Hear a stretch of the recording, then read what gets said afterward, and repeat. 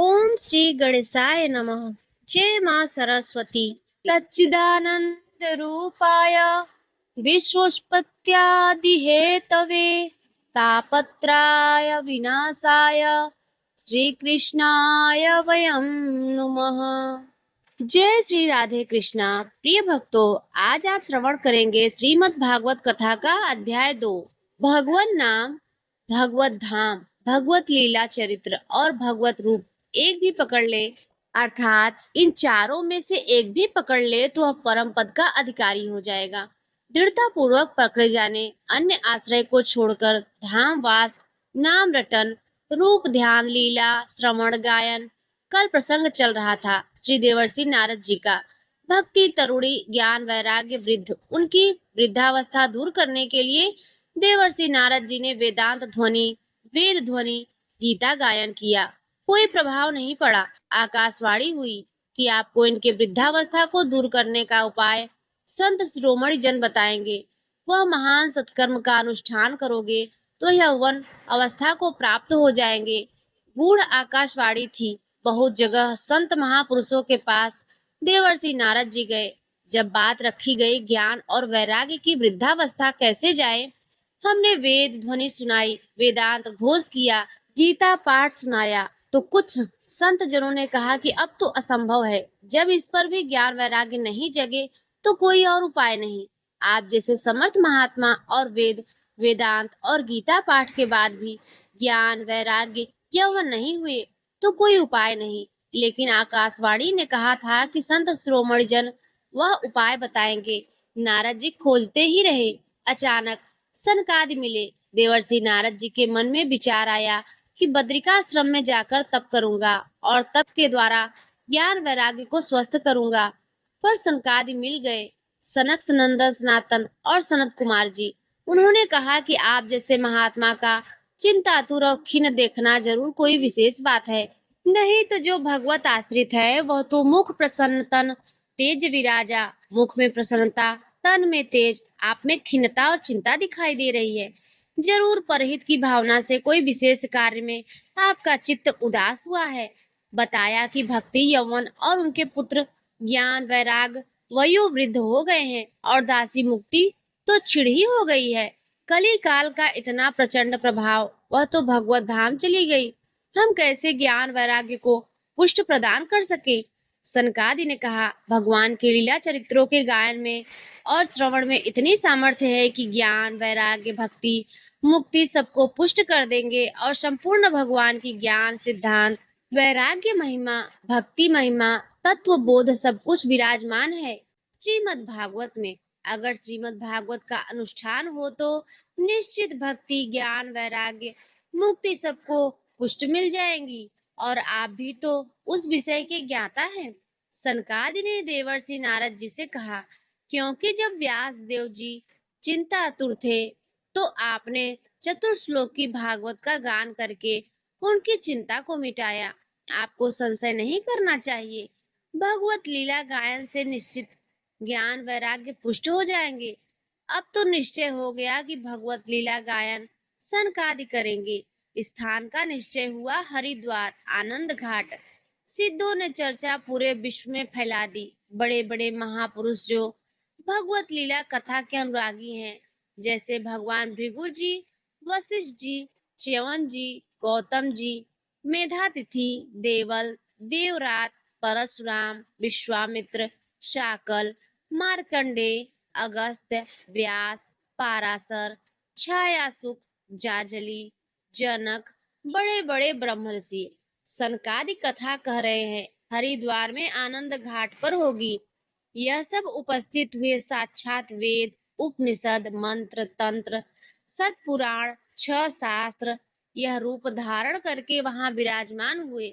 संपूर्ण गंगा आदि नदियां देवी रूप धारण करके सरोवर कुरुक्षेत्र समस्त दिशाओं में जितने भी ऋषि मुनि सब वहां आकर के विराजमान हुए। श्री कृष्ण परायण सनक सनंदन सनातन सनत कुमार चारों को दिव्य आसन में उच्च आसन पर विराजमान किया गया। समस्त श्रोताओं ने सनकादि की वंदना की। श्रोताओं में सबसे आगे वैष्णव जनों को बैठाया गया, फिर विरक्त, फिर सन्यासी, फिर ब्रह्मचारी, फिर और भी ऋषि, एक और देवता, एक और वेद उपनिषद शास्त्र मूर्तिमान होकर, एक और गंगा आदि देवियां, फिर उनके पीछे आगंतुक भक्तजन, जो भी स्त्री पुरुष भगवत कथा के लोभी जन थे, वह वहां आकर विराजमान हुए। बड़े जोर से सख्त ध्वनि हुई, जय जयकार नमस्कार। देवता लोग विमान पर चढ़कर पुष्पों की वर्षा किए। जैसे ही सनकादि ने भगवत लीला चरित्र प्रारंभ किया, वैसे ही सबके देखते ही देखते वहीं बीच में ही भक्ति ज्ञान वैराग्य बड़े तेजस्वी होकर विराजमान हुए। इसमें 1800 श्लोक 12 स्कंध हैं। परमहंस श्री सुखदेव जी इसके वक्ता हैं। प्रधान श्रोता राजा परीक्षित जी हैं।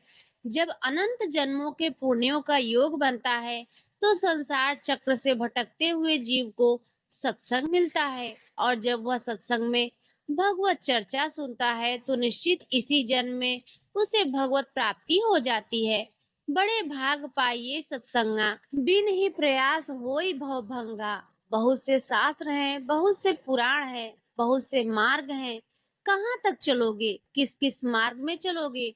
जीवन बहुत थोड़ा है, शाम तक जिए कि न जिए कोई भरोसा नहीं। इसीलिए भगवान का नाम और भगवान के लीला चरित्र, इनको पकड़ लो। गोस्वामी तुलसीदास जी ने कहा, जितनी साधनाएं हैं सब शून्य है, अंक है भगवान का नाम। अगर नाम नहीं है तो शून्य शून्य रखते जाओ, उसका ज्यादा कोई महत्व ही नहीं बनता। और अंक लिख दो, एक, फिर शून्य दो 10, फिर एक शून्य 200, फिर एक शून्य 2000, फिर एक शून्य 10,000। हर शून्य का महत्व बढ़ता चला जाएगा। ऐसे ही अंक है नाम। नाम जप करते हुए जो साधना बने बढ़िया, और कोई साधना न बने तो चिंता की बात ही नहीं। नाम जप और लीला चरित्र गायन श्रवण से निश्चित भगवत प्राप्ति होती है। जिनके घर में रोज नाम कीर्तन होता है, और थोड़ी ही देर सही, आधा घंटे ही सही, भगवत चर्चा होती है, भगवान की लीलाओं का गायन होता है, वह घर पर नहीं रहता, वह तीर्थ हो जाता है। उस घर के सारे पाप नष्ट हो जाते हैं। कल आपने सुना था, जो कंठी धारण किए हैं, तिलक लगाए हैं, नाम जप करता है, भगवान की चर्चा सुनता है, भगवान का शरणागत है, भूत प्रेत पिशाच राक्षस यमदूत कोई भी उसे नहीं सता सकता। इतनी सामर्थ्य शरणागति पर है। भगवत चिन्हों को धारण करने से हजारों अश्वमेध यज्ञ, सैकड़ों वाजपेयी यज्ञ, इनका फल एक तरफ, और जो पूरी की पूरी श्रीमद् भागवत 1800 श्लोक सुन ले, तो उसे श्रीमद् भागवत के फल के श्रवण की समानता यह हजारों अश्वमेध और सैकड़ों वाजपेयी यज्ञ नहीं कर सकते। क्यों? क्योंकि भागवत सुनने वाला सीधे भगवत धाम जाएगा, और यज्ञ करने वाला स्वर्ग को भोगने के बाद फिर यही मृत्यु लोक में आएगा। हे तपोधनो, जब तक मन लगाकर भगवान की चर्चा नहीं सुनी जाती, तभी तक हमारे मन में पाप रहते हैं, शरीर में पाप रहते हैं। और जब हम मन लगाकर भगवान की चर्चा सुनते हैं, तो हमारे मन में निष्पाप निर्मलता आ जाती है, और निर्मल मन में भगवान का वास होता है। निर्मल मन जन सो मोहि पावा, मोहि कपट छल छिद्र न भावा। गंगा जी में स्नान करने से बाह्य और आंतरिक दोनों पवित्रता हो जाती है। भगवान नाम जप किया तो भगवत लीला चरित्र सुना जाए, तो सवा अभ्यंतर सूची, वह बाह्य और अभ्यंतर दोनों से ही पावन हो जाता है। इसीलिए श्री कृष्ण कथा अमृत की समानता न गंगा, न गया, न काशी, न पुष्कर, न प्रयाग कोई नहीं कर सकता। जिसको इसी जन्म में भगवत प्राप्ति की इच्छा है, तो एक श्लोक ही सही, एक श्लोक ही गायन करे। कोई भी एक श्लोक याद कर ले। यह श्रीमद् भागवत का ही श्लोक है। कृष्णाय वासुदेवाय हरे परमात्मने प्रातः क्लेशाय नाशाय गोविंदाय नमो नमः। एक श्लोक अगर रोज गाया जाए जीवन में, तो उसकी दुर्गति नहीं होगी। एक श्लोक या 10वां शास्त्रम प्रमाणम, अगर आधा श्लोक भी उच्चारण कर दे तो निष्पाप रहेगा। पूरे जीवन जो प्रणव का जप करता है, गायत्री अनुष्ठान करता है, पुरुष सूक्त गायन करता है, वेदों का स्वाध्याय करता है, द्वादशाक्षर मंत्र जप करता है, भगवान सूर्य की आराधना करता है, प्रयागराज में संगम स्नान करता है, संवत्सर रूप काल, ब्रह्म ऋषि, अग्निहोत्र, गौ सेवा, द्वादशी तिथि, तुलसी सेवन, बसंत ऋतु, यह सब जो एक भगवान का नाम जप कर ले, लीला चरित्र सब महान हो गए। बुद्धिमान वही है कि यह जन्म हमारा व्यर्थ न जाने पावे। सनकादि कहते हैं, जो पुरुष अहरनिश भगवान का नाम जप करता है, अहरनिश निरंतर तैल धारावत अखंड चिंतन में चलता रहता है, नाम और जहाँ भगवान की चर्चा होती है, जैसे प्यासा आदमी दौड़ के जाता है, बावरो सो रस में फिरे खोजत नहीं की बात। बावला कहाँ भगवत चर्चा हो रही है और जाकर वहां शांत एकाग्रचित होकर बैठकर भगवत चर्चा सुनता है। तो कह रहे हैं, जन्म कोटि कृतम पापम नश्येत त्रिनात्र संशय, करोड़ों जन्मों के पाप उसके नष्ट हो जाते हैं, इसमें कोई संशय न करे। जो नित्य भगवान की लीला कथा सुनता है, नित्य भगवान का नाम जप करता है, श्री तुलसी जी को जल चढ़ाता है, वैष्णव जनों की सेवा करता है, उसको परम पद दुर्लभ नहीं है, सुलभ है। जो पुरुष पधारने जा रहा हो, शरीर पूरा हो रहा हो, उस समय नाम कीर्तन, उस समय भगवान की लीला चरित्रों के 2-4 अध्याय गान कर दे, निश्चित वह भगवान के धाम को जाएगा। निश्चित यह करना चाहिए। अपना कोई परिचय हो या न हो, किसी का शरीर छूट रहा है तो नाम कीर्तन शुरू कर दो। अगर आपको आता है तो संस्कृत या हिंदी में भगवान के पावन चरित्र जो गाए गए 2-4 अध्याय, रास पंच अध्याय के भगवत लीला के सुना दो, अवश्य उसे भगवत प्राप्ति हो जाएगी। यह सनक सनंदन सनातन सनत कुमार जी कह रहे हैं। जो धनीमान जन है, यदि वे स्वर्ण का सिंहासन बनाकर उसमें श्रीमद् भागवत ग्रंथ विराजमान करके किसी वैष्णव को दान कर दे, तो उन्हें भगवान का सायुज्य मोक्ष प्राप्त होता है, सायुज्य पदवी प्राप्त होती है। जिस दुष्ट ने अपनी सारी आयु में कभी नाम जप किया ही नहीं, न कभी लीला कथा सुनी, कोई भागवत कार्य नहीं किया, तो उसका जीवन व्यर्थ चला जाता है। संसार के भोगों का बोझा ढोते हुए, भोगों को भोगते हुए उसका व्यर्थ जीवन गया। व्यर्थ में माता ने प्रसव किया उसका, यहाँ मृत्यु लोक में मानव शरीर धारण करना व्यर्थ हो गया। वह मुर्दा है जो भगवान का नाम जप नहीं करता, वह मुर्दा है जो भगवान की लीला कथा नहीं सुनता। वह भार स्वरूप है पृथ्वी पे, पशु तुल्य है, धिक्कार है। सनकादि जन तम नरम पशुषम भूभार रूपमेवं वदन्ति दिवि देव समाज मुख्या संत देव समाज। ऐसे लोगों का त्याग कर देते हैं, धिक्कार कर देते हैं, जो नाम न जपे, न भगवत आचरण करते हैं, न भगवत लीला कथा सुनते हैं। संसार में सब कुछ सुलभ हो सकता है, पर संत समागम बहुत कठिन है। संत समागम भगवत प्रेमी महात्मा का मिलना, महासत्संग सुदुर्लभ हो, करोड़ों जन्मों के सब पुण्य एकत्रित होते हैं, तब भगवत प्रेमी महात्मा का सानिध्य और उनके श्रीमुख से सिद्धांत और भगवत चर्चा सुनने को मिलती है। नारद जी, आप बड़े ही महान योग निधि महात्मा हैं, क्योंकि आपने जगत कल्याण के लिए ज्ञान वैराग्य को पुष्ट करने के लिए प्रयत्न किया है।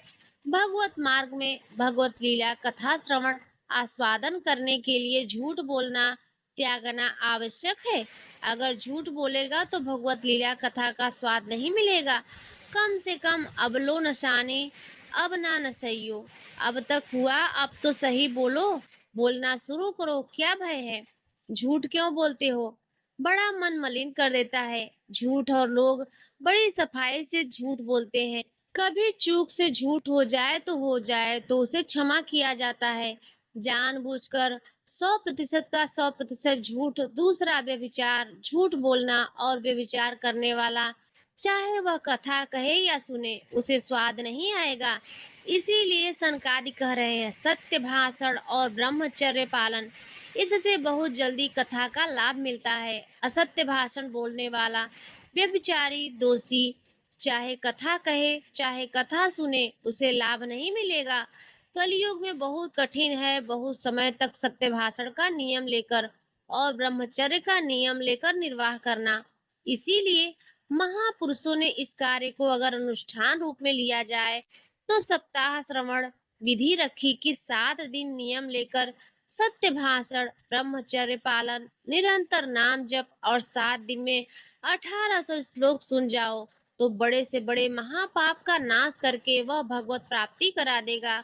कलयुग में मन अशांत रहेगा, शरीर में रोगों की बहुलता रहेगी, आयु बहुत थोड़ी रहेगी और भी अनेक प्रकार के झूठ बोलना, व्यभिचार करना, छल कपट, निंदा करना, यह सब दोष कलयुग में है। जो फल तपस्या, योग और समाधि से नहीं प्राप्त हो सकता वह भगवान की लीला था अमृत कथा सुनने से प्राप्त हो जाता है। सनकादि ने महिमा वर्णन की। सौनक जी ने पूछा, सूत जी, यह तो आपने बड़े आश्चर्य की बात कही है। इस श्रीमद् भागवत में ब्रह्मा जी के भी आदि कारण प्रभु श्री हरि का निरूपण किया गया है, परंतु यह मोक्ष की प्राप्ति में ज्ञान आदि सभी साधनों से बढ़कर के है, ऐसा सनकादि जी ने कहा। सूत जी ने कहा, सौनक जी, इसका एक गुप्त रहस्य है। जब भगवान श्री कृष्ण इस धराधाम को छोड़कर अपने परम धाम को जाने लगे तब उनके मुखार बिंद से एकादश स्कंध का ज्ञानोपदेश सुनकर के उद्धव जी ने पूछा। उद्धव जी ने कहा, गोविंद, अब तो मुझे दिखाई दे रहा है कि आप अपना कार्य पूर्ण करके परम धाम को पधारना चाहते हैं। मुझे मेरी चिंता नहीं है। मैं तो आपके जूठन के प्रभाव से, नाम जप के प्रभाव से, आपके उपदेश के प्रभाव से परम पद की चिंता नहीं करता। एक चिंता मेरे हृदय में है।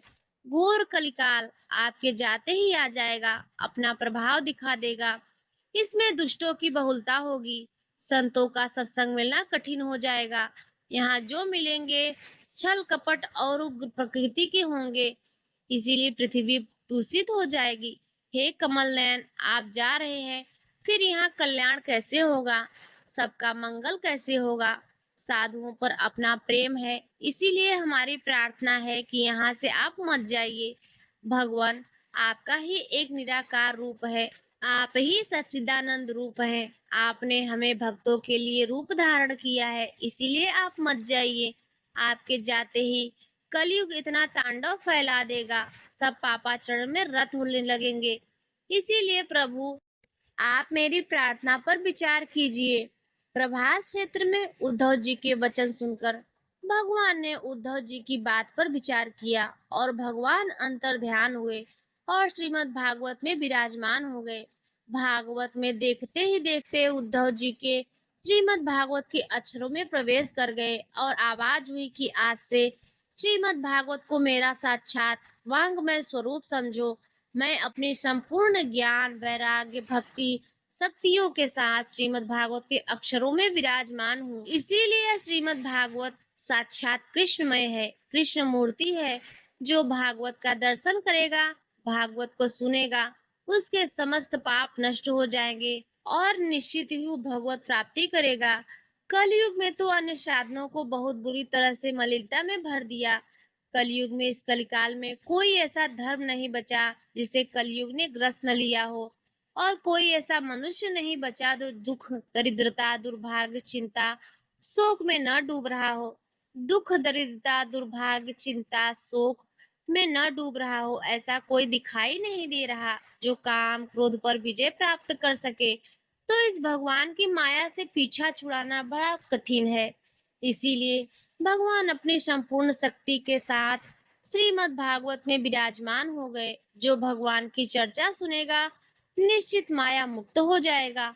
सूत जी कहते हैं, शौनक जी, जिस समय सनकादि मुनीश्वर इस प्रकार भगवत चर्चा की महिमा बखान कर रहे थे, उसी समय तरुणावस्था को प्राप्त ज्ञान और वैराग्य, भक्ति, सुतो तु तरुणो प्रेम स्वरूपा सहसा विरास श्री कृष्ण गोविंद हरे मुरारी, हे नाथ नारायण वासुदेवा, इस प्रकार नाम जप करते हुए सभा के बीच में भक्ति वैराग्य प्रकट हो गए और जोर जोर से गाने लगे। अपने लोग भी 2-4 बार गाते हैं, श्री कृष्ण गोविंद हरे मुरारी, हे नाथ नारायण वासुदेवाय। सभी सभासदों ने देखा परम सुंदरी दिव्य तेजोमय प्रेम लक्षणा भक्ति भागवत के अर्थों का आभूषण पहने हुए सब मुनिजन आश्चर्यचकित हो गए। ऐसा तेजोमय स्वरूप, ज्ञान, वैराग्य, भक्ति का। तब सनकादि ने कहा, आश्चर्य मत करो, यह भक्ति देवी अभी अभी श्रीमद् भागवत की महिमा से प्रकाशित होकर के तरुण अवस्था को प्राप्त ज्ञान वैराग्य के साथ प्रकट हुई हैं।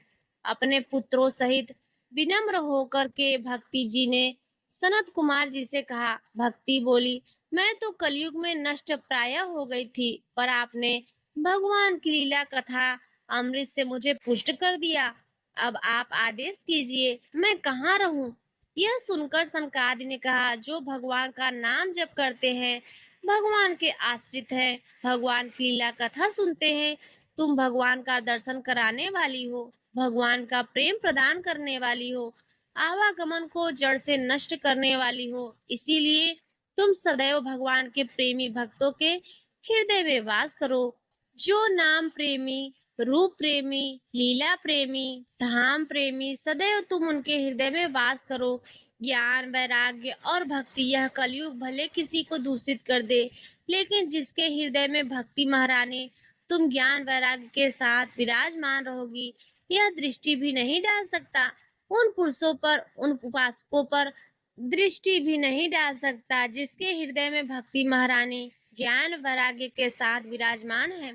कहाँ विराजमान है? जो नाम उपजापक है, लीला चरित्र गायन श्रवण करता है, भगवत आश्रित है, उसके हृदय में सनक सनंदन सनातन सनत कुमार जी ने कहा कि आप ज्ञान वैराग्य सहित भक्ति विराजमान हो। भक्ति ने ज्यों ही आज्ञा पाई तो जितने कथा में विराजमान थे, सबके हृदय में विराजमान हो गए। जो निर्धन है लेकिन उनके हृदय में भक्ति विराजमान है, तो वह तीनों लोकों में सबसे बड़ा धन्यवाद का पात्र बन गया, क्योंकि भक्ति की डोरी से खींचकर भगवान परम धाम छोड़कर उसके हृदय में प्रकाशित हो जाएंगे।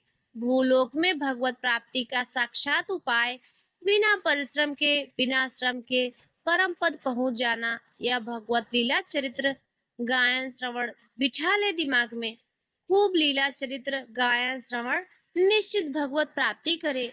जिस समय भक्ति महारानी नृत्य कर रही थी, पूरे सभा में यही कीर्तन हो रहा था, श्री कृष्ण गोविंद हरि मुरारी, हे नाथ नारायण वासुदेवाय।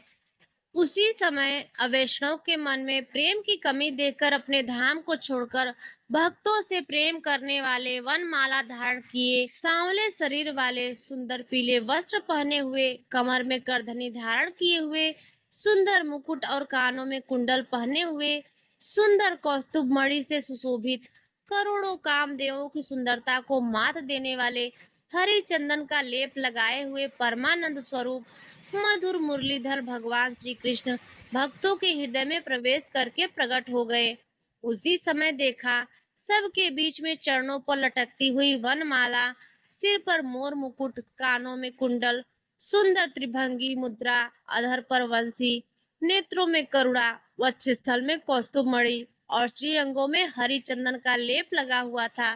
क्या सुंदर रूप था, मानो करोड़ों कामदेवों की रूप माधुरी को छीन लिया गया हो। परमानंद चिन्मय स्वरूप, मधुर से भी मधुर मुरलीधर भगवान श्री कृष्ण सबके बीच में प्रकट हो गए। सारी सभा खड़ी हो गई, सनकादि भी खड़े हो गए। आसपास ज्ञान वैराग्य भक्ति नृत्य कर रहे थे और बीच में प्राणधन प्रभु श्री कृष्ण ललित त्रिभंगी मुद्रा में मोर मुकुट धारण किए हुए खड़े थे। अभी तक जो गुप्त दिव्य से सिद्ध थे, वे भी प्रकट हो गए। बड़े बड़े भगवान के निज पार्षद, लीला परिकर, उद्धव आदि, प्रहलाद, ये जो बड़े बड़े महापुरुष थे, ये सब प्रकट हो गए। अब तो अद्भुत नृत्य हो रहा था। ज्ञान भक्ति वैराग्य सनकादि, प्रहलाद, नारद आदि जो विराजमान थे, उद्धव आदि, ये सब गुप्त और प्रकट हुए महापुरुष भगवत पार्षद ज्ञान वैराग्य भक्ति के साथ नृत्य कर रहे थे। सब नृत्य कर रहे थे, जय हो जय हो। बीच में नटनागर मुरली मनोहर ललित त्रिभंगी प्रभु, कैसा अद्भुत दृश्य था। तब जय जयकार, रस की पुष्टि, पुष्पों की वर्षा और बार बार शंख ध्वनि होने लगी। कोई शंख ध्वनि बजा रहा था, कोई जय हो कह रहा था। ऐसे भगवान ललित त्रिभंगी रूप में सबको सुख देते हुए विराजमान थे। सब बड़े बड़े महात्मा आसपास जय जयकार कर रहे थे। नमः नमः नमो नमः की शंख ध्वनि और पुष्प वर्षा हो रही थी। कितना अद्भुत सुख था। ऐसा रस प्रवाह बह चल रहा था कि कोई भी ऐसा नहीं था जो देह शुद्धि का विस्मरण करके भगवतानंद में न डूबा हो। उस सभा में बैठे हुए कोई भी ऐसा नहीं था जो देह भाव को भूलकर भगवान में लीन न हो गया हो। सबको देह की विस्मृति थी, एकमात्र भगवतानंद। ऐसी तन्मयता देखकर नारद जी ने कहा, मुनीश्वर गण, आज मैंने भगवान की चर्चा की महिमा देख ली। भगवान ने कहा, हे नारद, जहाँ मेरे भक्त मेरे पावन चरित्रों का गायन करते हैं, वहाँ मैं विराजमान रहता हूँ। भगवान स्वयं प्रकट होकर प्रमाण दे दिया। इसमें कोई संदेह नहीं है कि कली काल में मन की शुद्धि के लिए भगवान की लीला कथा से बढ़कर और कोई साधन नहीं है। मुनिवर, आप लोग बड़े कृपालु हैं, जो संसार के कल्याण का विचार करके बिल्कुल अद्भुत और सरल मार्ग निकाला, जिससे सब लोग सुनकर भगवान को प्राप्त कर सकते हैं। सनकादि ने कहा कि जो लोग हमेशा पाप में लगे रहते हैं, दुराचारी हैं, वेद के विरुद्ध मार्ग में चलते हैं, जो कामी हैं, क्रोध से जलते रहते हैं, कुटिल हैं, ऐसे लोगों को भी भगवत चर्चा भगवान की प्राप्ति करा देगी। जो सत्य कभी बोले ही नहीं, सत्य से घिरे हुए हैं, सत्य से हीन माता पिता को दूषित करने वाले, तृष्णा से भरे हुए आश्रम धर्म का त्याग करने वाले, दंभी और मेरे चरणों की निंदा करने वाले, जो माता पिता की निंदा करने वाले, माता पिता को कड़वे वचन बोलने वाले, माता पिता को दंड देने वाले, ये घोर नरकों में जाते हैं। लेकिन ऐसे भी पुरुष जो तृष्णा का दास हो, आश्रम धर्म का त्यागी हो, दंभी हो, दूसरों की उन्नति देखकर जलने वाला हो, हमेशा दूसरों को कड़वे वचन और दुख देने वाला हो, ऐसे लोग सब नरक जाते हैं। पर ऐसे लोगों को भी यदि भगवत चर्चा सुना दी जाए तो उनका कल्याण हो जाएगा। यह 5 महापाप है, इनको नष्ट करना बहुत ही कठिन होता है। ये 5 महापाप करने वाले अत्यंत क्रूर और पिशाच के समान निर्दयी होते हैं। कौन से महापाप? सबसे पहला शराब पीना। यह पंच उग्र पाप है, यह निश्चित नरक जाते हैं। शास्त्र हमारा निषेध करता है। जिनके कानों में यह आवाज पड़ रही है, प्रार्थना है आज से शराब पीना छोड़ देना।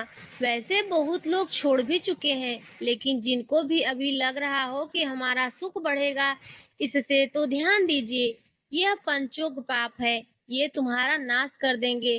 5 महापाप है। पहला है मदिरापान, शराब पीना, और दूसरा ब्रह्म ऋषि की हत्या कर देना, तीसरा है किसी के स्वर्ण की चोरी कर लेना, चौथा है दूसरे की पत्नी के साथ व्यभिचार करना, गुरु पत्नी गामी, गुरु पत्नी के साथ व्यभिचार करना, और पांचवा है विश्वासघात कर देना।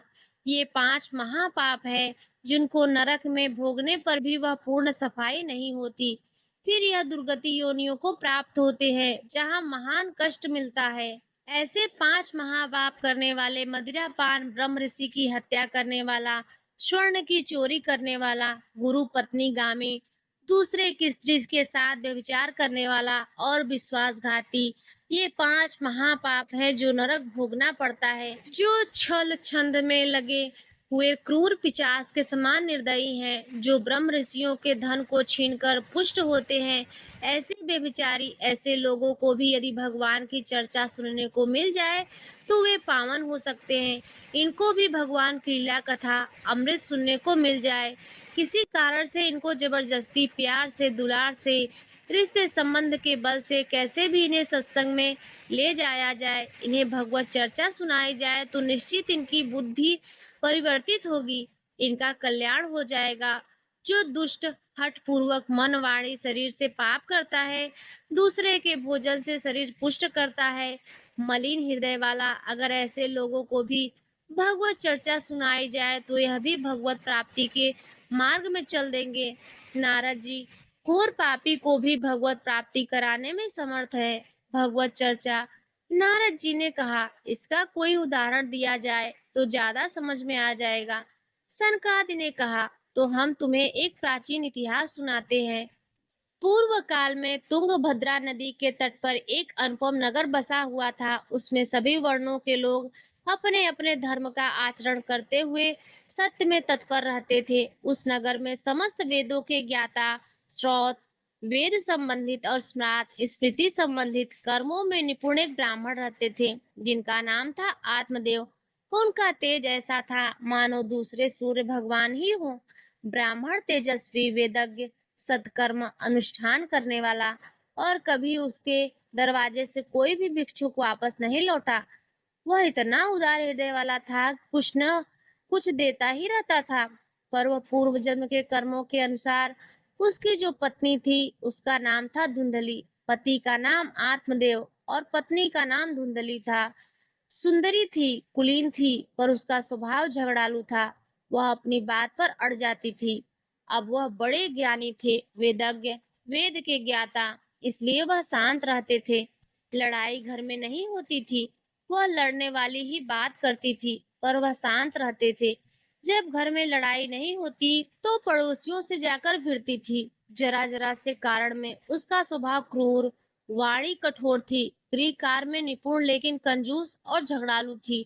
पूर्व जन्म के कर्मों का फल था। भोग विलास की कमी नहीं थी। खूब संपत्ति थी, घर बढ़िया, सुंदर, परंतु सुख नहीं था, क्योंकि जब आत्मदेव घर में आते थे तो बस उपद्रव, लड़ाई झगड़ा, सब बड़ा नरक समझो। जिसकी घर में अशांति हो, झगड़ा होता हो, चैन से नमक रोटी खाए, प्यार से जिए, तो गृहस्थी धन्य है और खूब बढ़िया सब व्यवस्थाएं हैं। पर कलह, अशांति, मन नहीं मिल रहा एक दूसरे से। धीरे धीरे यह अवस्था ढल गई। कोई संतान ही नहीं हुई। बड़े बड़े पुण्य कर्म किए, खूब दान पुण्य किया, लेकिन संतान नहीं हुई। वह ब्राह्मण बड़े चिंतातुर हुए। आत्मदेव की जिसके संतान न हो, फिर उसको पिंडदान कौन करेगा। गृहस्थी में विचार होता है कि कुल परंपरा चलाने वाला तो कोई तो होना चाहिए। अब वह बड़े चिंतातुर हुए, हर उपाय करके हार गए थे। तो एक दिन उनके मन में विचार आया, एकांत में जंगल में चलते हैं और अपने प्राणों को त्याग देते हैं, क्योंकि घर में जाओ तो कलह है, न कोई संतान है, अब क्या करें। सब कुछ करके देख लिया, बुढ़ापा आ रहा है, पुत्र तो हुआ नहीं, तो कम से कम पुत्र होता तो कुल परंपरा चलाता। अब क्या करे, वह ऐसी भावना में थे कि जीवन व्यर्थ है, जंगल को चल दिए। उधर एक सरोवर में प्यास बुझाने के लिए एक महान संत आ रहे थे। जब जब कोई धर्मात्मा पुरुष दुखी होता है तो भगवान अव्यक्त रूप से संतों से मिला देते हैं।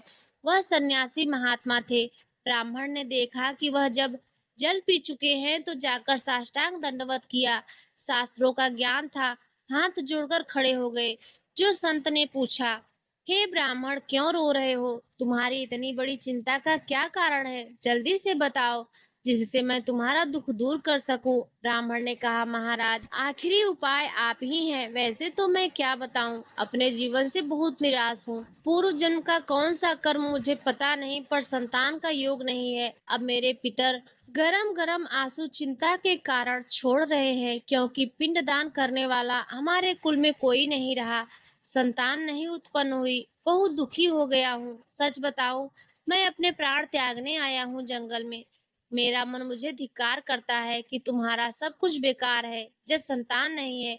और यहाँ तक कि मैं जिस गाय को पालता हूँ वह भी बछड़ा नहीं देती, वह भी बांझ हो जाती है। यहाँ तक कि जो पेड़ लगाता हूँ उसमें भी फूल फल नहीं आते। कितना मैं अभागा हूँ, बड़ा अभागा हूँ। अब मैं अपने प्राण त्यागने आया हूँ। वह फूट फूट कर रोने लगे। संत का हृदय बड़ा करुणा से भरा होता है। संत चाहे तो नवीन प्रारब्ध तत्काल रच सकते हैं, क्योंकि भगवान के भजन में अपार सामर्थ्य है। उन्होंने अपनी दिव्य दृष्टि से देखा और कहा, आत्मदेव, पुत्र का मोह छोड़ दे, आप विवेक का आश्रय लो, भजन करो। मैं तुम्हारी भाग्य रेखा को देख रहा हूँ। एक जन्म नहीं, 7 जन्मों तक कोई संतान है ही नहीं। देखो, संतान के पीछे मत पड़ो। राजा सगर, महाराज अंग, बड़े बड़े लोगों ने संतान के कारण बहुत दुख भोगे हैं। अब तुम भजन करो, जंगल में निकल आए हो, भजन करो, संतान की आशा छोड़ दो। ब्राह्मण ने कहा, मुझे उपदेश नहीं चाहिए, यह उपदेश नहीं, सब पढ़ा हूँ, मुझे पुत्र चाहिए। मैं आपके सामने अभी प्राण त्यागता हूँ। ब्राह्मण का ऐसा हठ देखकर सन्यासी जी ने कहा, देखो, विधाता के लेख को कोई मिटा नहीं सकता। चित्रकेतु का चरित्र पढ़कर देख लेना। देव जिसके उद्योग को कुचल देता है वह सफल नहीं होता। उन्होंने कहा, फिर हम कह रहे हैं बस अब पुत्र का आशीर्वाद दे ही दे, नहीं तो प्राण त्याग देंगे आपके सामने। सन्यासी जी ने देखा यह तो मानने ही वाला नहीं है। उन्होंने योग बल से एक फल प्रकट किया, तपोबल से, और कहा, लो, योग तो नहीं है तुम्हारे पुत्र का, पर मैं फल देता हूँ, अपनी पत्नी को खिला देना। इससे बड़ा ज्ञानी महात्मा पुत्र पैदा होगा। तुम्हारी स्त्री 1 साल तक सत्य, शुद्धि, दया, दान, ब्रह्मचर्य का पालन करे, एक समय अन्न खाए, तो और भी यह फल पाने के बाद 1 वर्ष के बाद ऐसा महापुरुष प्रकट होगा जो तुम्हारा कल्याण भी कर देगा, तुम्हारे पितरों का भी उद्धार कर देगा। वह योगी राज सन्यासी फल दिए। अब तो आत्मदेव बड़े प्रसन्न हुए, क्योंकि उनकी कामना पूर्ण हो गई। फल लेकर आए। धुंधली उनकी पत्नी थी, जो झगड़ालू स्वभाव की थी। बड़ा क्रूर स्वभाव, दुष्ट स्वभाव, वैसे क्रूर स्वभाव का था। आके कहा, हो भगवान, ये एक सन्यासी मिले थे, फल दिए हैं उन्होंने। नियम बताया है कि 1 साल तक सत्य बोलोगी, पवित्र रहोगी, दूसरों को दान करोगी, एक समय तुम अन्न खाओगी, और बहुत शुद्ध स्वभाव वाला महात्मा बालक पैदा होगा। यह फल खा लो। तो उसने कहा कि फल तुरंत थोड़ी खाया जाता है, नहा धो के बड़ी पवित्रता के साथ खाया जाता है। लाओ और जाओ, आप निश्चिंत रहो, बोलो, अगर हमारे सामने खाओगे तुम्हें विश्वास रहे। वह डरते भी थे, घर के बाहर हो गए। अब वह कुटिल स्वभाव की थी, क्रूर स्वभाव की। उन्होंने अपनी बहन को बुलाया और रो रो के कहने लगी, बहन, मुझे बड़ी चिंता हो गई है, समस्या आ गई है। क्या? बोले, पंडित जी ने यह फल लाए हैं, फल से गर्भ रह जाएगा। पहले तो नियम बता गए हैं कि 1 साल तक झूठ नहीं बोलना, पवित्र रहना और दूसरों को दान देना, एक समय अन्न खाना है। अब हम तो बड़ी भयभीत है कि जब पेट में गर्भ बढ़ेगा तो भोजन कम हो जाएगा, पेट बढ़ेगा तो भोजन कम हो जाएगा। यह तो मैं कर नहीं सकती, क्योंकि 3 बार तो हमको अच्छा भोजन चाहिए। पंडित जी ने कहा कि 1 बार खाना है, यह तो नहीं हो सकता। अच्छा गर्भ बढ़ा, पेट बढ़ा, खाया पिया नहीं जाएगा, बहुत परेशानी उसमें लगेगी। और कहीं दैववश से अगर डाकू आ गए तो भाग भी नहीं पाऊंगी। चलो डाकू ना आए, कहीं आग लग गई घर में, तब तो हम जल ही के मर जाएंगे, क्योंकि गर्भ पेट में है। और हमने यह भी सुना है कि गर्भ निकलते ही बहुत कष्ट होता है। यह सब हमसे नहीं होने वाला है। देखो, यह क्रूर स्वभाव की नकारात्मक सोच, और कहीं प्रसव काल में गर्भ टेढ़ा हो गया तो हम तो मर ही जाएंगे। यह तो हमसे नहीं होगा। अगर गर्भ हमारा बड़ा होने लगा और घर में ननद आ गई, सब माल मत्ता समेट रहेगी, हम तो कुछ लड़ ही नहीं पाएंगे, क्योंकि लड़ने लायक ही नहीं रहेंगी। यह सब विचार करके उसने कहा, यह सब हमसे नहीं होने वाला है। उसकी बहन ने कहा, सोच क्यों करती हो? ठीक इसी समय हमें अनुभव हुआ है कि 2-4 दिन में इसी महीने की हमारे पेट में है। तुम हमारे पति को धन दे देना, गर्भवती का नाटक करो, जब हमारे बच्चा होगा हम तुम्हारे यहाँ पहुंचा देंगे। हम अपने आप शोरगुल कर देंगे कि बच्चा मर गया, कौन देखने आता है, और पति को पैसा दे देना। हाँ, यह तो बढ़िया बात रही, बढ़िया विधान बन गया, जैसे को तैसे मिले, तो बढ़िया विधान बन गया। तू गर्भवती होने का नाटक कर, आज से फल पा लिया और गर्भवती हो गई, मैं अपने बालक को मरा घोषित कर दूंगी। और यह जो फल लाए हैं, इसकी परीक्षा के लिए जो गाय है उसको खिला दो। जैसा उसकी बहन ने कहा था वैसे ही धुतली ने कर दिया। देख लो, कहाँ थे स्वामी जी ने, तुम्हारे 7 जन्म तक बालक नहीं, तो देखो बुद्धि कैसी खराब हुई। अब जब उसकी बहन के पुत्र हुआ, तब तक वह कपड़ा वपड़ा पेट में लगाकर नाटक करती रही, हमारे गर्भ है। फिर एकदम घोषणा कर दी, जब वह पुत्र रातों रात पहुंच गया कि हमारे संतान हो गई है, उसके पिता को अच्छा धन दे दिया। वह धुंधली को ला करके बहन का बेटा दे दिया। आत्मदेव तो बहुत आनंदित हो गए। जान न जाए नारी गति भाई, नारी की गति कोई नहीं जान सकता। उनको क्या पता था कि घर में क्या रहस्य हुआ है। वह तो बहुत सुखी हो गए कि संत भगवान के द्वारा दिए हुए फल से हमारे पुत्र हो गया है। बड़ा आनंद, बड़ा उत्सव मनाया, बालक के जात कर्म संस्कार कराए, खूब दान पुण्य किया। मांगलिक कार्य किए। धुंधली ने अपनी पति से कहा, पता नहीं क्या कारण है, मेरे वक्षस्थल में दूध तो नहीं है और अभी नया बालक है। बिना माँ के दूध के जीवित नहीं रहेगा। तो हमारी बहन के बालक हुआ था, वह मर गया है, उसको बुला ले क्या? अरे उन्होंने कहा, बिल्कुल बुला लो, हम और पैसे देंगे, स्वागत करेंगे। हमारा बच्चा पुष्ट होना चाहिए। बहुत बुद्धि लगाते हैं क्रूर स्वभाव के लोग। कैसा एकदम फिट कर लिया विधान। अब उसको बुला लिया, बालक का पालन पोषण करने के लिए पैसे देकर। वह असली माँ तो वही है ही। पुत्र की रक्षा के लिए जो जो कहा, आत्मदेव ने वह सब स्वीकार कर लिया। 3 महीने इस बालक के व्यतीत होने के बाद उन्होंने कहा, 1 साल के बाद होगा। 3 महीने व्यतीत होने के बाद गाय के बच्चा हुआ, मनुष्य का। केवल कान गाय के थे, पूरा मनुष्य का। सर्वांग सुंदर, दिव्य, तेजोमय, सोने सी कांति, क्योंकि वह योगी के तप का फल था। ब्राह्मण देवता नाच पड़े कि भगवान सब दिए तो कितना आनंद। घर में बच्चा और गाय के भी बच्चा हो गया। बछड़ा नहीं, केवल कान भर। कैसे आश्चर्य की बात है, दिव्य बालक उत्पन्न हुआ। पर इस गुप्त रहस्य का किसी को पता नहीं। आत्मदेव ने देखा कि बालक का पूरा मनुष्य का आकार है, केवल कान गाय के हैं। तो नाम रखा गोकर्ण। और धुंधली ने किसी शास्त्रीय पद्धति से नहीं, अपनी पद्धति से नाम रखा। हमारा नाम धुंधली है तो हमारे लड़के का नाम धुंधकारी। उसका नाम रखा धुंधकारी।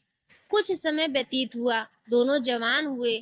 गोकर्ण में पूर्ण वैदिक सिद्धांत धर्म के अनुसार वह बड़े ज्ञानी महात्मा हुए और धुंधकारी पूर्ण दुष्ट। शुद्धाचार का तो नाम भी नहीं था, पवित्रता का। धुंधकारी में खान पान पशुओं जैसा क्रोध नाक पर चढ़ा रहता था। गंदी वस्तुओं से प्यार करने वाला, बहुत ही गंदा स्वभाव। बचपन से चोरी, द्वेष, पीट देना, लड़ाई करना, यह उसका चलते स्वभाव का था। दूसरों की खेती में आग लगा देना, घरों में आग लगा देना, गौशाला में आग लगा देना। जैसे किसी का बालक खेल रहा है, आसपास देखा कोई उठाया, कुएं में फेंक दिया। बड़ा दुष्ट स्वभाव का, और बड़ा हुआ तो हिंसक स्वभाव का। अस्त्र शस्त्र धारण करके जैसे कोई अंधा जा रहा है तो आओ बाबा तुम्हें रास्ता बता दे, कुएं में जाकर ढकेल देता था। बहुत ही गंदा स्वभाव, दुष्ट स्वभाव। अब वह शिकार करने लगा पशुओं का और मांस खाने लगा। जहाँ आत्मदेव इतनी पवित्रता से थे, वहाँ यह दुष्ट कितना। अब धीरे धीरे यह व्यभिचार करने लगा, वेश्याओं से संपर्क रखने लगा। संपत्ति थी ही, सारी संपत्ति वेश्याओं में लुटा दी। एक दिन पिता आत्मदेव ने कहा कि तुम्हारे आचरण इतने आसुरी प्रभाव के हैं, हमें लगता है कि तुम हमारा सर्वनाश करने के लिए प्रकट हुए हो। यह क्यों करते हो? तो उसने खूब गिरा गिरा कर मारा आत्मदेव को। सन्यासी की बात अब याद आई कि तुम्हारे भाग्य में पुत्र सुख नहीं है। खूब मारा आत्मदेव को। जब इतनी जोर से मार रहा था तो थोड़ी ही देर में दया आई पति की, बचा ले। धुंधली गई तो फिर धुंधली की भी जमकर पिटाई की। अब तो राक्षसी स्वभाव, और घर में जितने भी जेवर बर्तन सब उठाकर बेच दिए। वैश्यागामी। अब जब सारी संपत्ति स्वाहा हो गई, खाने को कुछ भी नहीं, तो धुंधली बैठकर रोती थी। रोना इससे तो अच्छा है कि मैं बांझ रह जाती। पति ने जब तुम्हें एक दिव्य फल दिया था, खाना चाहिए था। मैं कहाँ जाऊं, कौन मेरा सहयोग करे? बड़ी विपत्ति, बड़ा दुख। न खाने को न पीने को, और हर दिन पिटाई करता धुंधकारी। आत्मदेव की भी और धुंधली की भी। पिता बैठकर रो रहे थे। मैं सन्यासी की बात मान जाता तो गोकर्ण जी आए और उन्होंने कहा, पिताजी आप जैसे विद्वान पुरुष को ऐसा शोक करना उचित नहीं। तुम शास्त्र के ज्ञाता हो, तुम्हें चाहिए कि संसार की असारता का तो थोड़ा विचार करना। यह दुख रूपी मोह में फंसकर आप एक अज्ञानी पुरुष की तरह रो रहे हो, पीट रहे हो। पिताजी, क्या शास्त्रों में नहीं पढ़ा, पुत्र किसका है, धन किसका है, पत्नी किसकी है, शरीर किसका है?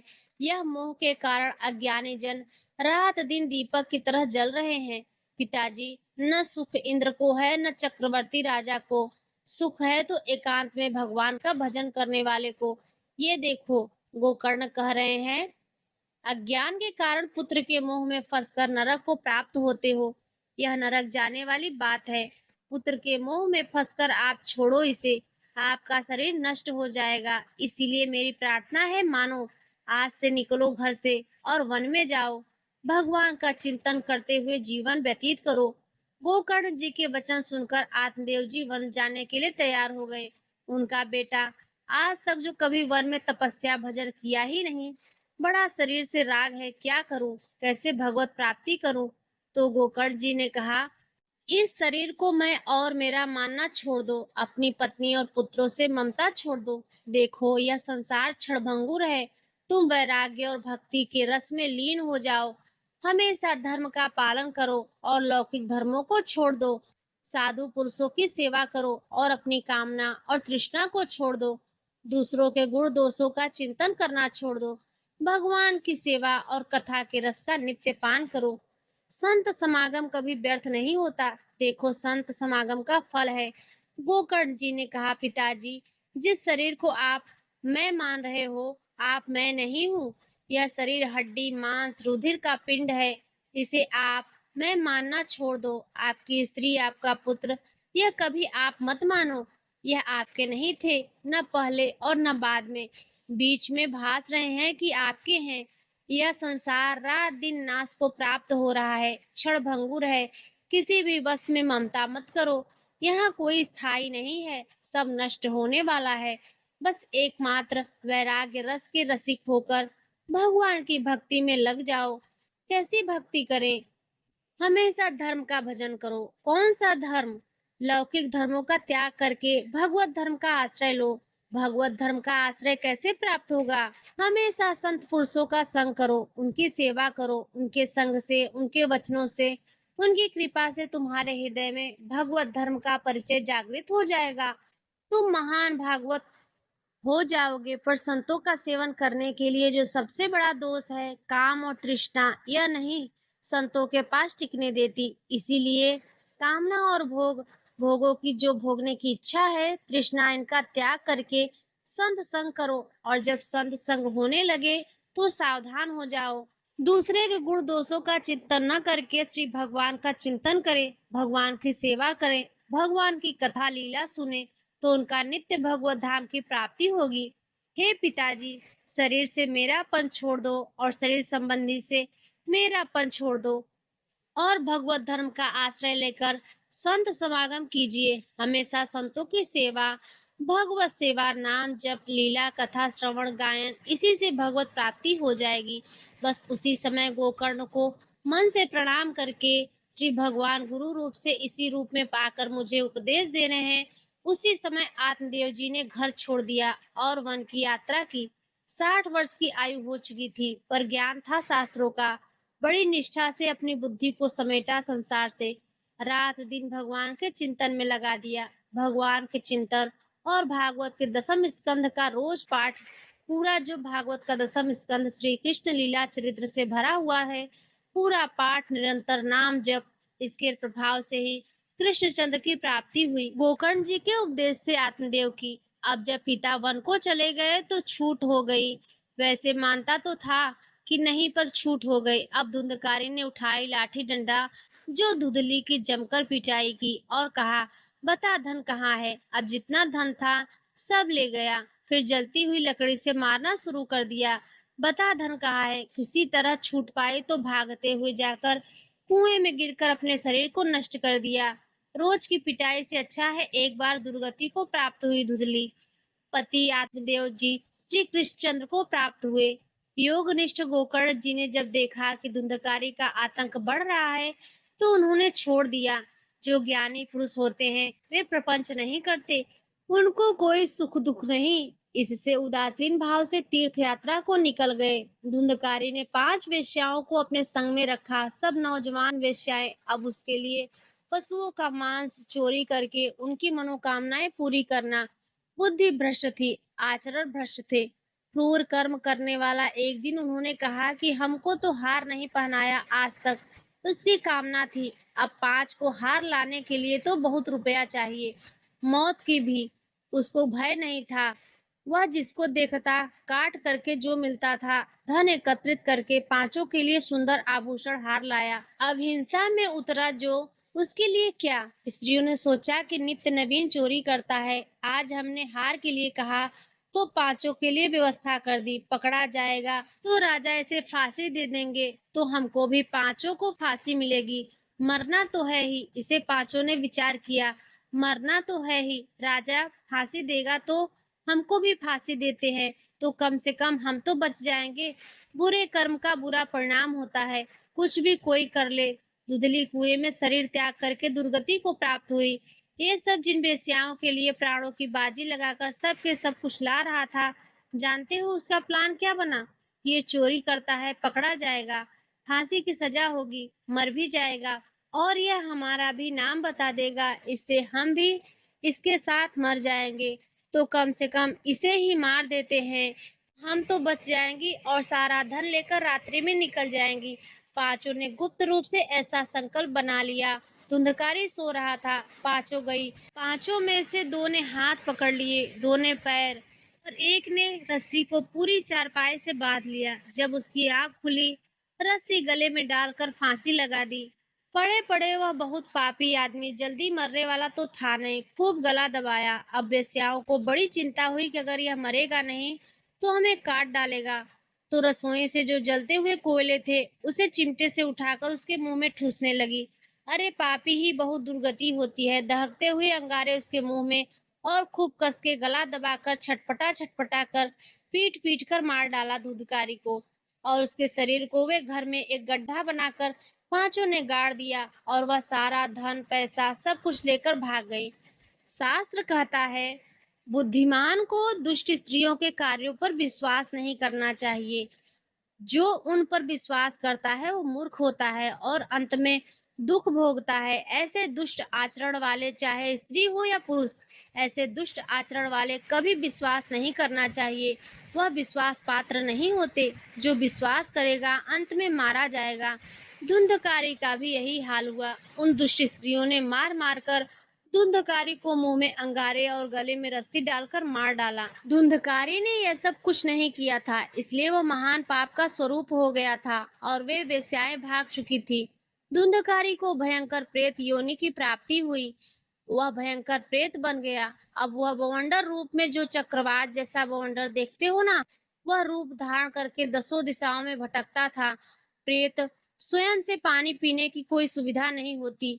ऐसा नहीं कि नदी किनारे रह रहा हो और पानी पी लेगा। वह किसी को पकड़ेगा तब उसके द्वारा जो उसको पानी पिलाया जाएगा वह उसको मिलेगा।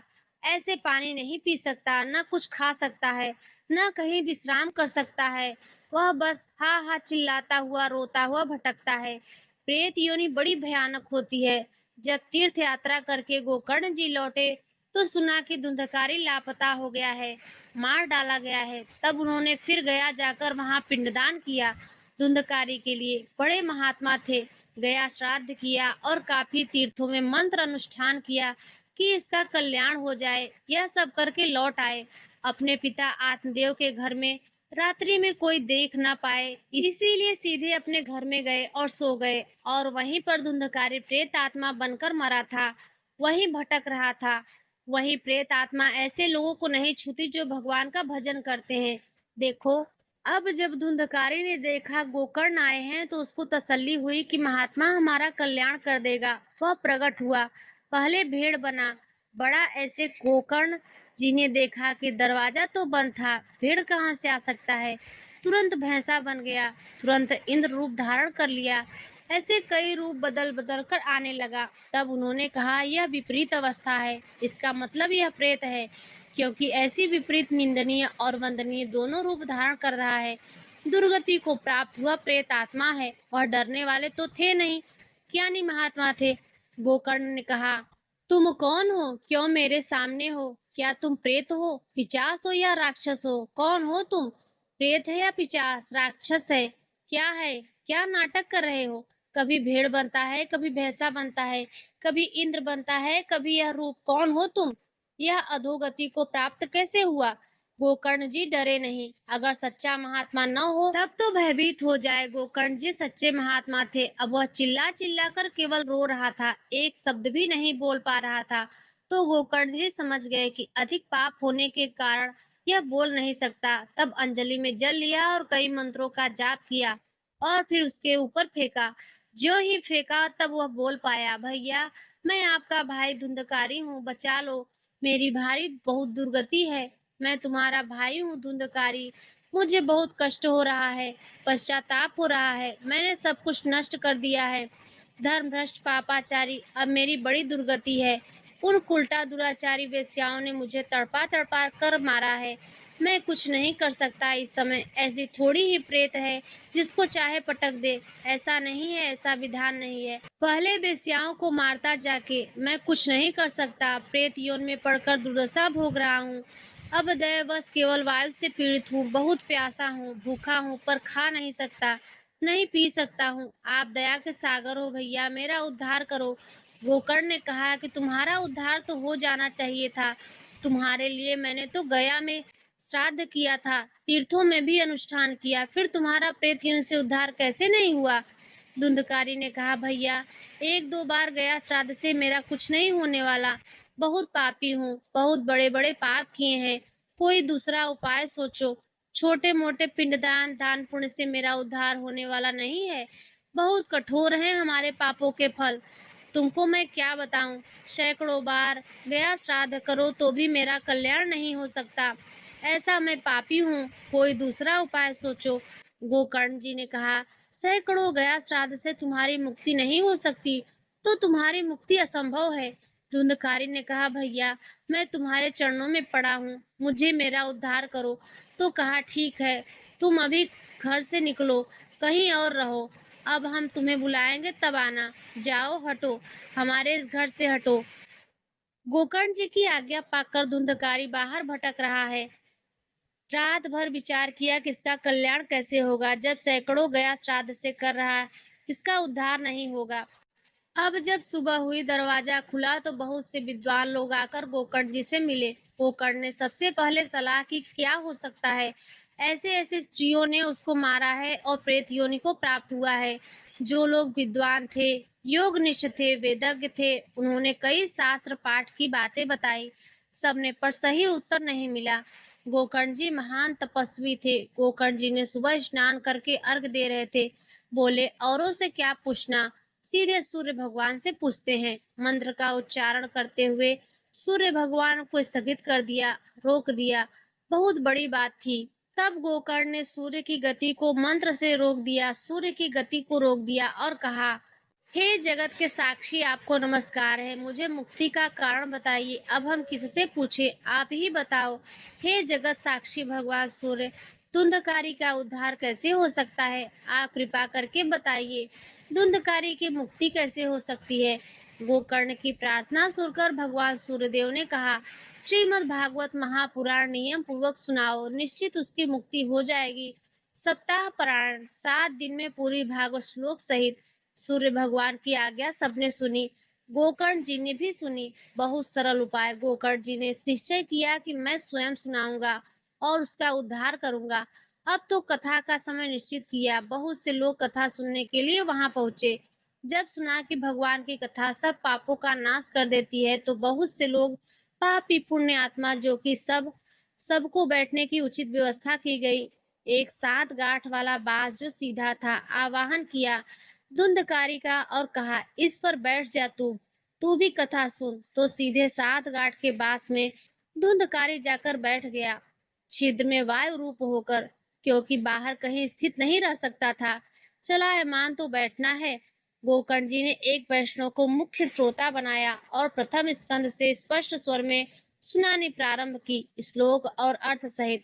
शाम को विश्राम दिया। एक बड़ी विचित्र बात हुई। सभासदों के देखते ही देखते बांस में तड़ तड़ की आवाज सुनाई दी। एक गांठ फट गई।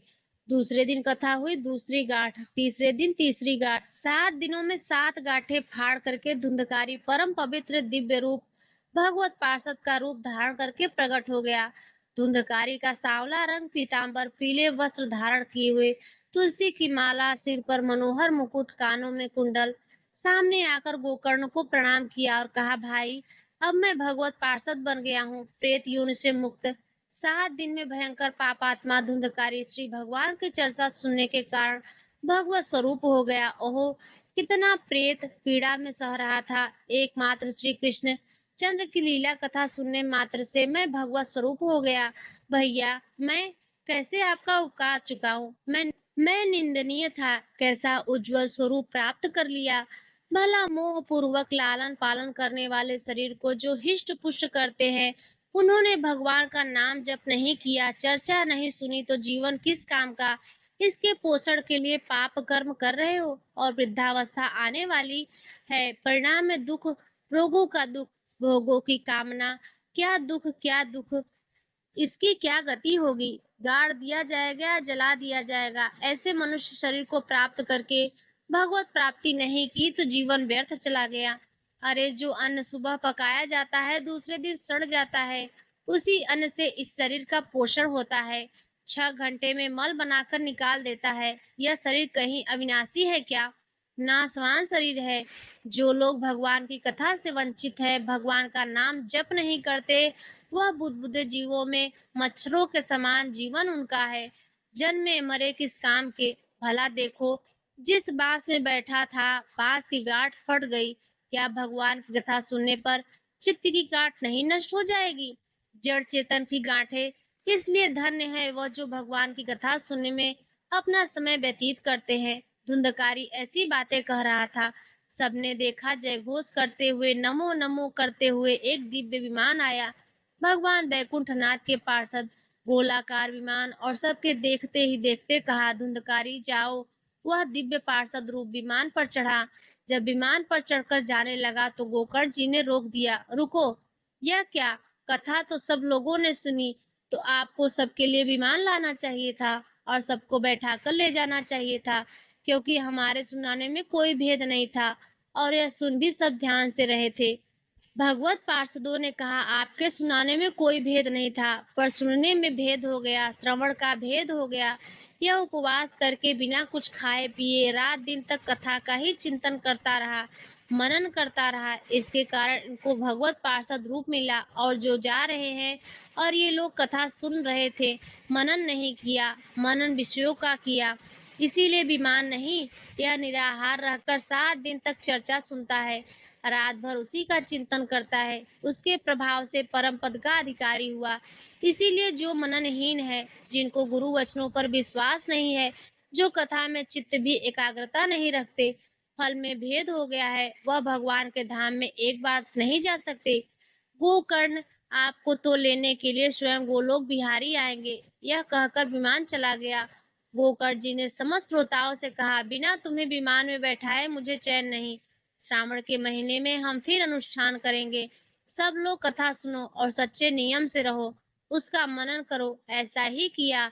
सब लोग उपवास करके, अल्पाहार करके कथा सुने, और ज्यों ही 7 दिन में कथा की समाप्ति हुई तो भगवान के बहुत से पार्षद विमान लेकर आए और जितने कथा सुनने वाले थे सबको परम धाम ले गए। और भगवान ने गोकर्ण जी को स्वयं गोलोक बिहारी हृदय से लगाया। जब ही हृदय से लगाया, गोकर्ण भगवत स्वरूप हो गए। वही श्री कृष्ण के समान सांवले वर्ण, पीताम्बर धारण किए हुए, कुंडल आदि से विभूषित। यहाँ तक कहते हैं कि उस कथा में सुनने से जो कुत्ते भी बैठे थे, वे भी गोकर्ण जी की दृष्टि पड़ने पर विमान पर बैठकर भगवत धाम को गए। भक्त वत्सल भगवान श्री कृष्ण इतने गोकर्ण जी पर प्रसन्न हुए कि तुमने सबको कथा सुनाकर मंगल अनुष्ठान किया। इसीलिए गोकर्ण जी ने जिसको जिसको चाहा, मानो कथा सुनाकर। कुत्ता मनन तो नहीं कर सकता था, लेकिन गोकर्ण जी ने मनन किया कि ये कुत्ता भी कथा में बैठा था, इसका भी भगवत उद्धार हो जाए। यही कारण है कि आसपास जो जीव जंतु सब भगवत स्वरूप हो जाते हैं।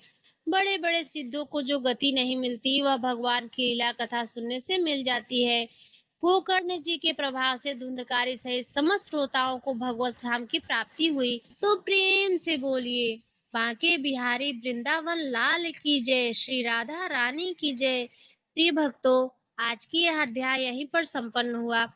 कल मिलेंगे अगले अध्याय के साथ। यदि आज की कथा आपको अच्छी लगी हो तो वीडियो को लाइक करना ना भूलें। चैनल पर यदि पहली बार आए हो तो सब्सक्राइब भी कर लें और कमेंट पे जय श्री राधे कृष्णा अवश्य लिखें।